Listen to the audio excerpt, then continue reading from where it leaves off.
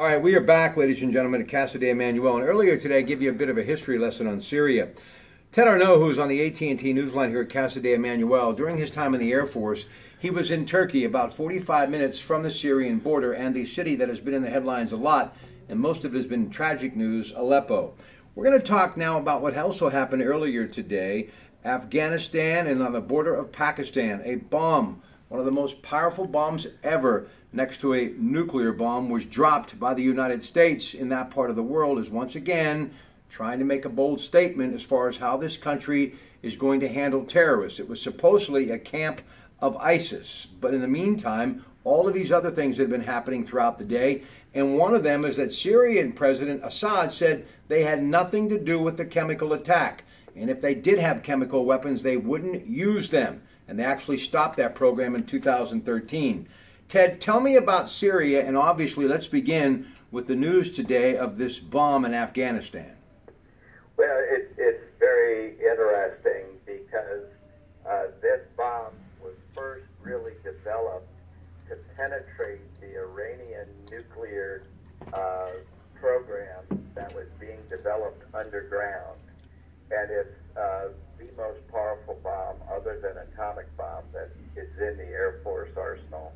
And the caves and area of Afghanistan, which is bordering Pakistan, is the same area that Osama bin Laden came from and planned his attacks on 9/11.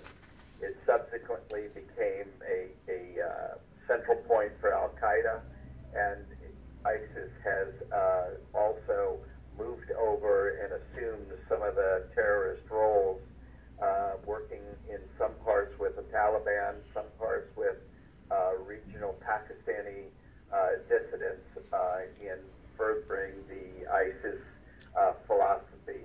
And it was a reaction to an attack that they made on U.S. Army personnel, Green Berets, and it was, as best as you can describe, a message, and a very, very powerful message. This bomb has the equivalent of 25,000 tons of TNT, and it basically blasts in a 1 mile radius, and it, rather than really exploding, it sucks everything out of it.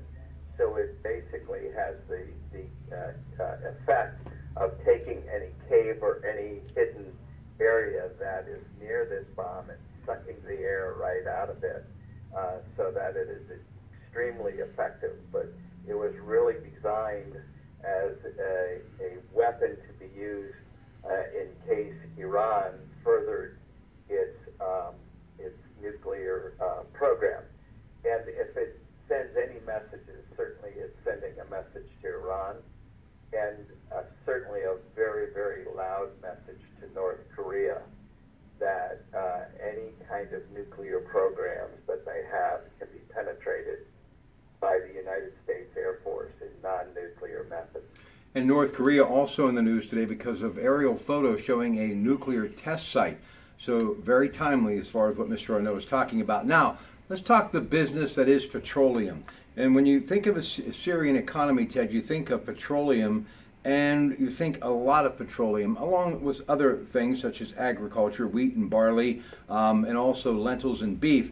But they export crude oil, petroleum products, and when you think of that, you think of the money that comes from that many people believe, and I'm talking throughout the Middle East in various places, a lot of that money is used to fund such as the Taliban, Osama bin Laden, Saddam Hussein used his oil to fund terrorism. We hear that ISIS has got a money trail as far as oil is concerned. So that's one of the reasons why there is such a concern as far as this fight in Syria, and now with Russia backing Assad, that's one of the reasons why our country is so concerned. And as I said, Rex Tillerson, who happens to be the former chairman of ExxonMobil, is our Secretary of State.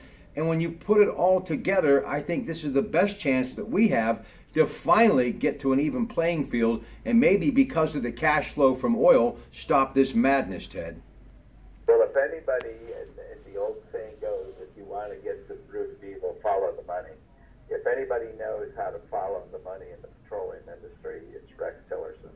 And I think he was the perfect choice, especially for this think his demeanor makes him an excellent Secretary of State. And coming from an area of business that nobody really expected a Secretary of State to come from. But if you look at Exxon, its gross sales really, probably if it was a country, would make it one of the top 20 countries in the world. So it's not that he is not familiar with negotiating these kinds of treaties and or economic pacts throughout the world. So I think he's the ideal person right now to be heading this up.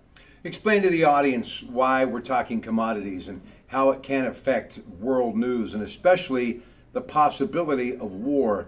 For the audience to understand, this isn't about cash, this isn't about Wall Street or dividends.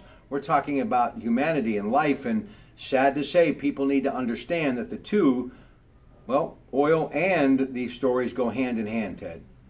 Well, oil is money. I mean, it's a very fungible product that can turn into money, as ISIS showed the world when they were dealing their oil in the black markets, probably getting half of what the normal markets were yielding for a barrel of oil, but nonetheless able to sell it through these brokers throughout the Middle East, whose only goal was to try and make a profit off of it.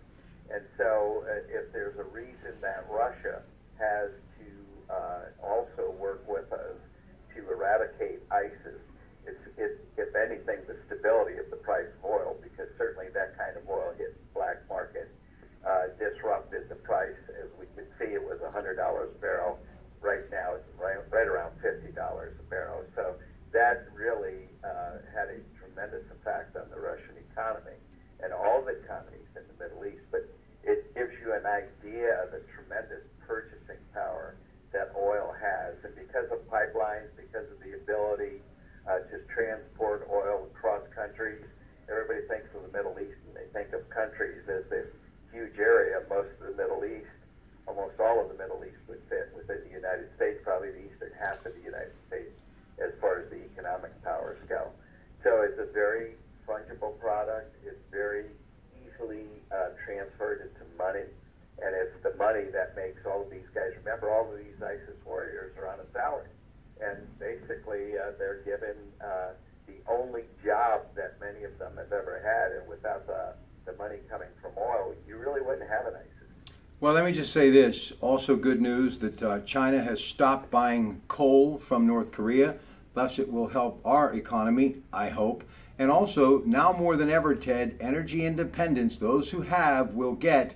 Natural gas has never been more important, as it is also important for us to support the clean burning energy that is nuclear energy. You can close on that note, Ted. Well, and the coal industry has continued to make strides towards clean burning coal and making sure that, to the extent possible, that their fuel sources can compete in a market with natural gas and nuclear. It's tough, and they have to work extra hard to be able to do that. But I think you really need to look at our energy portfolio, and that's what I like to call it for the United States, is combining all of those and maximizing that portfolio to make sure we're not dependent on anybody. Yeah, we'll have much more about everything that's happening in the world with our economy and obviously these commodities every Sunday, as we do this week at 9 with Heffron Tillotson, Your Money and You, and Jim Meredith. We'll be back in the air chair beginning at 9 o'clock. We hope you enjoy Passover as it continues through the 18th of April, and of course Holy Week, this being Holy Thursday. To all of our friends of the Christian faith, a very happy and blessed Easter season. Have yourself a great night, and it's always a great night when you bring your friends and family to the Casa de Emmanuel restaurant on Mulberry Street in East Liverpool. Good night.